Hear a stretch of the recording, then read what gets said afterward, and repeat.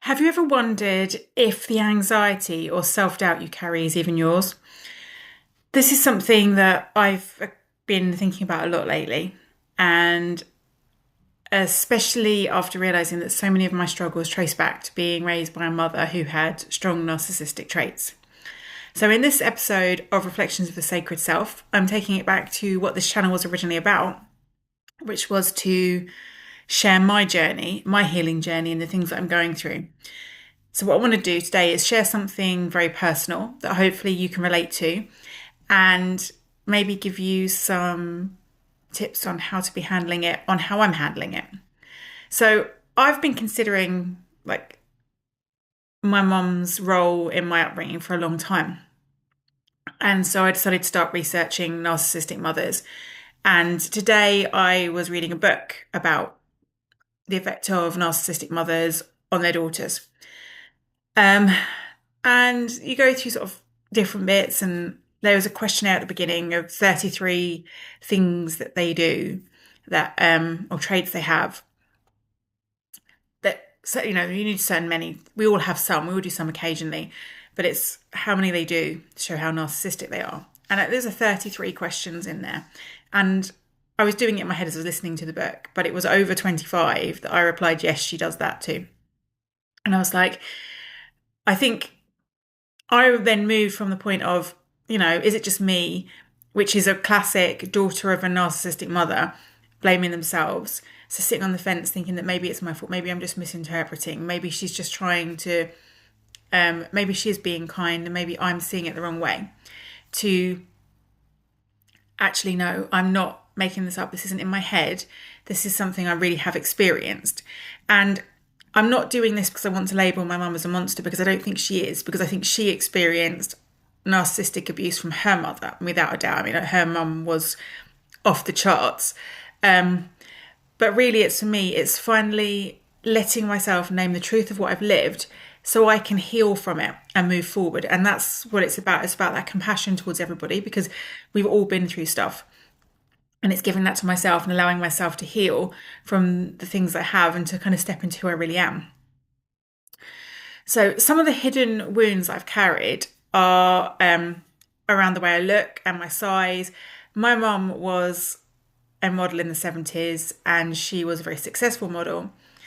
And growing up, I think I've lost count of the number of times she told me how beautiful she was and how everybody thought she was beautiful and how men just were begging them to marry her. And she's turned so many men down, including multimillionaires, and all these stories. And just little negative things about my weight. She put me on a diet when I was 10, put it that way, because I was too heavy. Believe it or not. I mean, I can't believe that. And I look back at my life, and by the time I was 13, I was starving myself all day. I mean, is there any wonder? And it's been a constant, battle and feeling uncomfortable. And when I remember being in my 20s and I was going to the gym all the time and I was really slim and fit and toned, and she just looked at me in my leggings and she went, oh, I want to have big legs like that. And I just remember thinking, I haven't got big legs. My thighs don't even touch at the top. But I took it internally of I feel really awful about that. And since I've had my son, I've put on a bit of weight, and that has been a big thing. So I'm not telling you this because I want you to feel sorry for me. I'm just telling you these are the kind of things that you live through when you have a narcissistic mother, where they are the perfect example of something and you have to live up to their expectation of what it is, because they were perfect, but you'll never quite be as good as them, but you need to try. And other little things like what I've wanted to do with my life, the desires I've had, constantly undermining them, blocking them, needing me to enjoy what she enjoys and to do what she wants, and to be there for her and to support her. But if I dare say that I am spending all this time and effort supporting her, then that would be a point of outrage. And so my whole life has always been about her happiness coming first and mine coming second, yet she will frame it the other way. And growing up as a child, the big one for me was my dad was an alcoholic. He was very abusive, and she would leave him and our lives would be very calm. We'd be able to manage. And then she would bring him back into our lives and move him in. And And all through my life, my childhood and my adulthood, she would say she did that because she thought we needed a father. And looking back, I'm like, well, when he was there, we were subjected to domestic violence, abuse, all of these things going on, this turmoil. And you're like, what part of you thought that your children would want to grow up in that environment? And like as an adult, it's coming to the conclusion that actually it was because she wanted my dad back. And me and my brother were actually irrelevant to that decision, but she will tell everybody and tell us that it was because of us that she made those decisions, because then she looks like the good guy. So these are the kind of things that I've been dealing with that, funnily enough, I actually don't feel that emotional about it. I do feel angry, and there's a lot of stuff coming up, and I think maybe there's still a lot more to come up. But I also feel great peace because I can actually see it now, and I've massively reduced the contact with my mum, so I'm barely spending any time around her because I know what that brings up for me. And I'm finding myself in a lot more state of peace, a lot more regulation. Now, tying this back into nervous system regulation and the way in which everything's worked for me, I can see how I am beginning to be able to regulate much more easily without my mum's turmoil around me, and realizing that maybe a lot of my dysregulation and anxiety and those kind of things were coming from her or being around her, because I'm not, those things are starting to like go. And I'm finding myself being a different person. And what I'm learning at the moment, and this is one of the things that I'm really enjoying, is I'm learning who I actually am without that influence around me. And probably the thing that I'm finding hardest is the sadness that it's taken me to almost the age of 44 to have the courage and the ability to step out of that relationship and own my own identity. Because that's the thing, I've never owned my own identity. And it's been the last sort of like year or so that I've been going through this process. And I remember saying to my brother a few months ago, I said, I don't actually know who I am without her influence. I don't know, like some of the things that I supposedly enjoy, I don't actually know if I enjoy them or if I've just been conditioned to enjoy them. So what I'm at the moment doing is exploring me, my life, what I enjoy, what I don't enjoy, and really leaning into my business, which is one of the things that she's tried to stop me doing, put me off, told me that it's never going to work, and be very critical of it. So I'm leaning into that a lot more and enjoying it. And I'm actually enjoying it, right? And because I've not got the pressure of someone looking over you, and this is one of the things that I found out, someone looking over me wanted to ask me, have I succeeded? Have I succeeded? How's this going? Do you think maybe you've given it enough time? You should be moving on, constantly in your ear. So I was like, really like, maybe I'm not good at this, and wanting to give it up. But now I've removed the influence. I'm like, actually, do you know what? I can step into the person that can do this. I might not be there yet, but I'm getting there. The same with my healing journey. We're all on a journey, but I'm starting to believe in myself a lot more. So it's just interesting, and it's coming all the way back into my nervous system now. To bring it back physically, some of the things I'm experiencing in the spirit, excuse me, I can't get my words out. Experiencing at the moment, I've got a sore throat and a cold coming on, and a bit of like mental fog from exhaustion. And I believe that part of that is coming from my body releasing its emotional truth. So I'm releasing almost these like toxins into my body, and I'm flushing out. I'm detoxing my nervous system, and that's coming out in not feeling great. And I'm okay with that, because what happens often when trauma often surfaces through the body. So we're going through this stuff, and then the body will give us signs that we're suffering, but we don't. And it's whether we listen to that or not. And at the moment, my body is kind of telling me you're detoxing, you're flushing out stuff from your system, and you're learning new things. But I'm also listening to my nervous system, that although I'm going through all this stuff and I'm feeling these emotions, so I'm feeling anger sometimes, or I'm feeling sadness, I'm regulated through those emotions. So it's not like a dysregulated anger where it's out of control. It's an anger, like I feel anger. I can feel it there. I don't want to act on it. There's nothing I want to do. It's just a feeling that I feel towards the situation. But I can be very calm and regulated through it. And I think that's something that I'm learning that I haven't had in the past. That I'm learning to step into feeling emotions without them dysregulating me.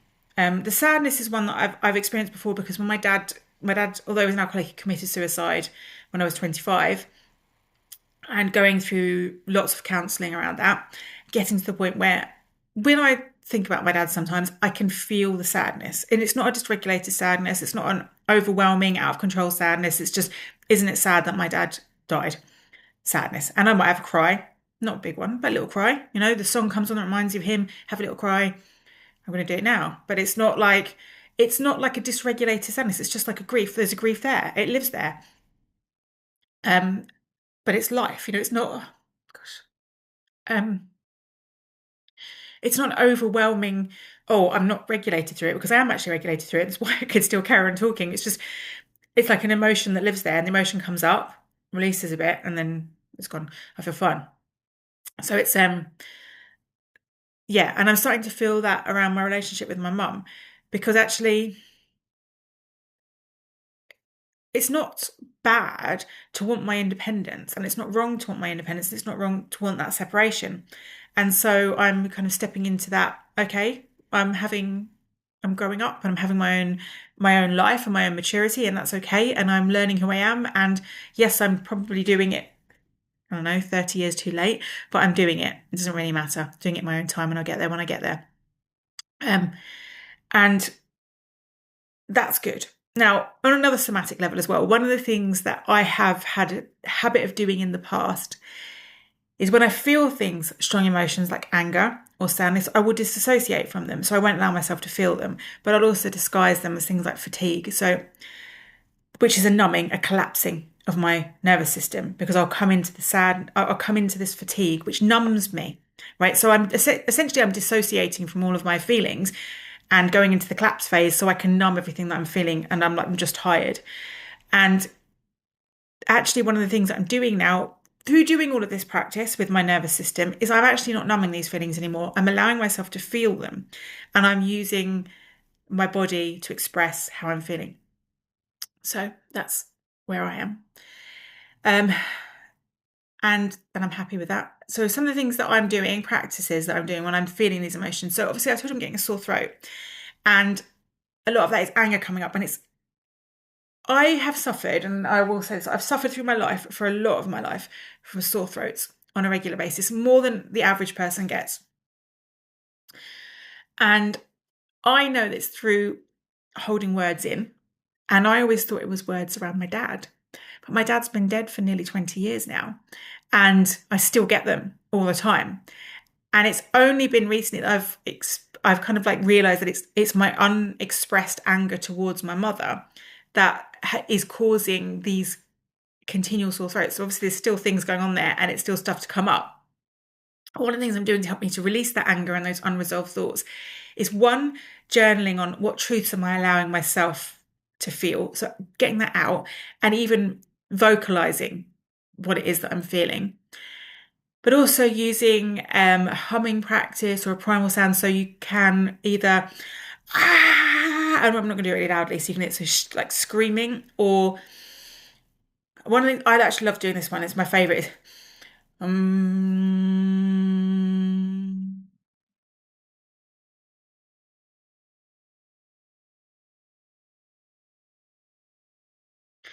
I enjoy the feeling of the humming as it resonates here.